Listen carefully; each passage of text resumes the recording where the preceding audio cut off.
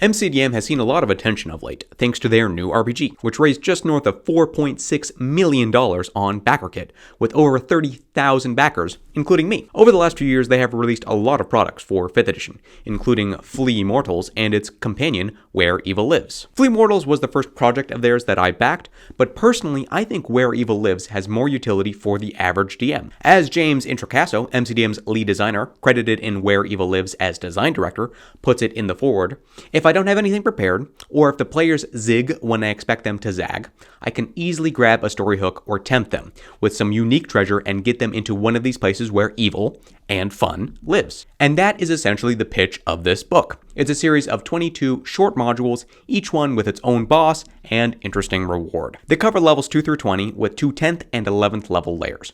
Oh my god, the art. MCDM has rightly developed something of a reputation for great art in their books, which is on full display in Where Evil Lives.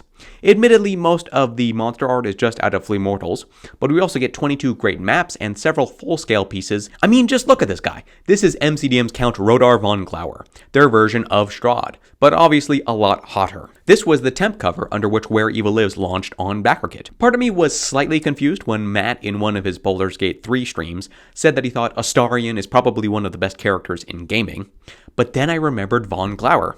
Not judging, but I think Matt might just have a thing for white-haired, hot, male vampires. Sorry, he's normally funnier than this. Where Evil Lives is the subject of the only real controversy of MCDM, and honestly, controversy is probably overselling it. Mild miscommunication is more accurate. When they launched Flee Mortals on Kickstarter back in April of 2022, Lairs and Hordes was the $1 million stretch goal.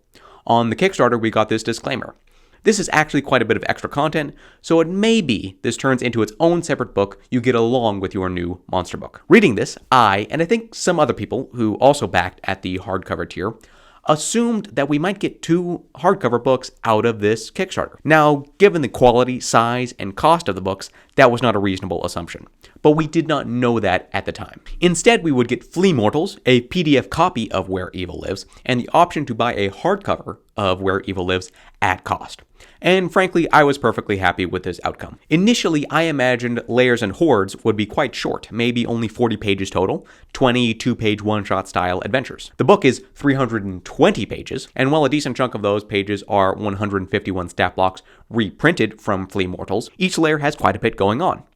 Most layers are pretty substantive, and I think most groups would take 2, maybe even 3 sessions to get through one. I'm also still waiting for the campaign for North Africa, but well. This is boring! Get the adventure already! Fine, I'll talk about the adventures. I've currently run 3 of them, but I plan on running 3 more incorporated into my next campaign. One thing to keep in mind, they are not one-shots. They are short adventures. Some groups, I know specifically some of MCDM's testers, are capable of getting through one in a single session, but if your sessions don't typically have more than about 2 combats, it's a very tall order. I'm a bit conflicted on their length. Part of me wishes they were shorter, more easily run as one-shots, while another part of me wishes they were longer, expanded to true short adventures around 4 to 6 sessions. As they are, they're perfect to slot into an existing adventure, as the finale. You defeated the villain's minions, now defeat them in their lair.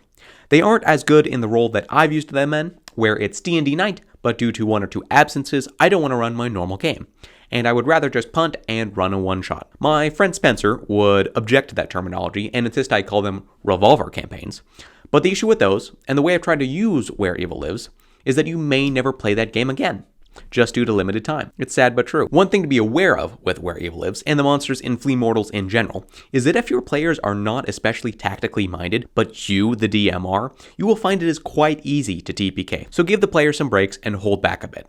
The testers did a pretty thorough job on this book, and there aren't any obvious strain points, but an uncautious party expecting a cakewalk may find that the layers presented are quite challenging, especially if they are used to the more typical encounters in D&D 5e, as presented in some of the official adventures. To illustrate the design of the book, I'm going to look closely at the Jagged Edge Hideaway, which is the 2nd level layer in which the heroes do battle with Queen Bargnot and her goblin marauders. There is a free preview PDF available, a link to which will be in the description below, if you want to check it out for yourself. Looking at the Jagged Edge Highway, the first thing we get is a very basic and straightforward content warning about the spiders in this lair. Something that I've noticed in Where Evil Lives and Flee Mortals is that the designers make it very clear that the goblins and this goes for all humanoids, the PCs are fighting are not necessarily representative of their whole species, but are instead the nefarious element of that species, akin to the way PCs can fight human bandits without assuming all humans are criminals.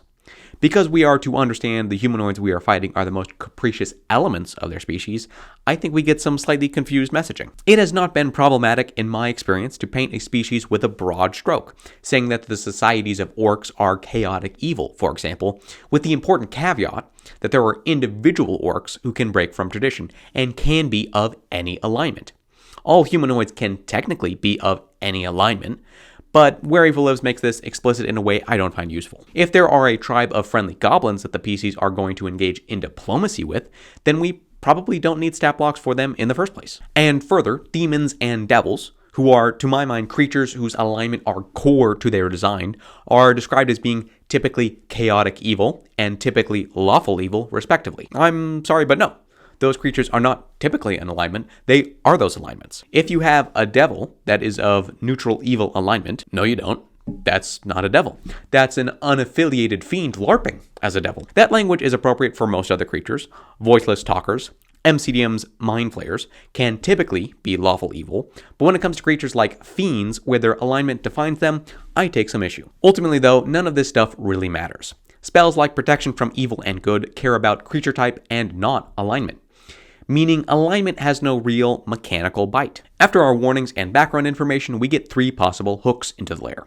More overview stuff, and then into the actual rooms.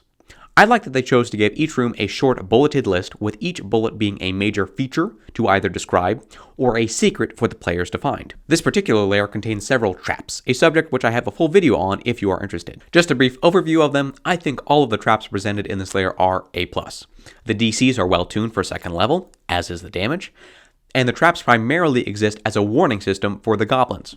Great design. We get a collapsing tunnel, a straightforward pit, and potentially a bucket of spiders to fall on a PC's head, which is just great. I can't think of a more perfectly comical yet deadly trap that just fits with the thematics of goblins. And speaking of, there are quite a few goblins in this lair, broken into smaller encounters. Each encounter by itself is definitely manageable for a relatively well-organized 2nd level party, but if multiple are put on alert and can reinforce, things might get hairy. I mean that literally. The goblins also have Marrowgnaw, a goblin war spider. I think my only complaint is that based on the layout and a few other factors, it's pretty likely that the party never gets to see Marrowgnaw in her full glory. A goblin war spider with a full complement of goblins riding on its back and several other goblin soldiers marching alongside is just way too epic for a 2nd level party. Because the MCDM goblins are tuned to be pretty nasty, with the exception of minions, they never have all that many in an encounter, which I think is a shame. I love that sense of the party being swarmed by goblins, shooting arrows through slits in the walls, escaping down foxholes, dropping down behind the party and surrounding them, all that great stuff. And of course we get our boss fight. The stat block for Queen Bargnot is an action-oriented leader, meaning she has several abilities that power up her minions, which help her maintain an edge in combat. Action-oriented design gives each boss 3 villain actions, which are essentially legendary actions, but specifically tuned and designed for a particular creature, in addition to a unique form of legendary resistance.